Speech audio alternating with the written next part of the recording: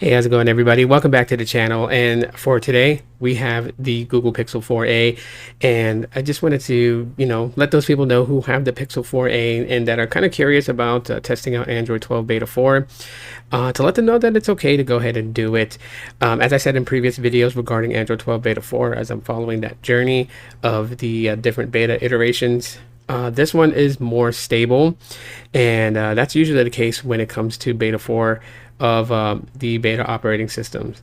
They're more stable at this point. Just the small bugs need to be ironed out, as I said previously before. Kind of regurgitating myself there. So let's get on with the obvious here, just to kind of let you guys know. So just about everything with this device is currently functional. The only problems is the same problems that plague the other Pixel devices that I have. That would be YouTube Studios and Power Director. I need not go into a deeper explanation of that. Unless you haven't seen any of my other videos, just quickly, I'll tell you guys, app crashes for YouTube Studios. For Power Director, it tends to error in decoding before rendering video. That's it. But everything else seems to be pretty stable on it. The cameras is working just fine.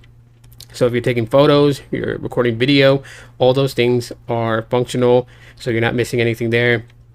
The audio is really good as well.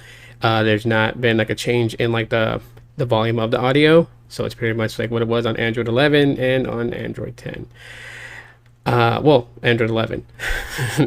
So anyways, going forward, yeah, there's not a lot of issues going on whatsoever. So if anyone is absolutely interested in trying out the Android 12 Beta 4 on their Google Pixel 4a, I would definitely say that it's okay to do it now.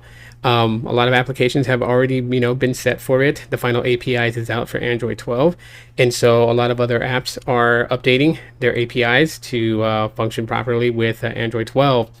And so you don't really have to worry too much there because most of them are working. Like Pokemon Go works. My banking apps work.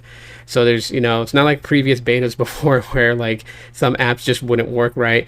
This time around with the beta program, it seems that a lot of applications on Android are functioning very, very well. So that's a big plus there. Overall, performance wise, it is getting a bit better battery life. So I will kind of put that out there for anyone that's interested.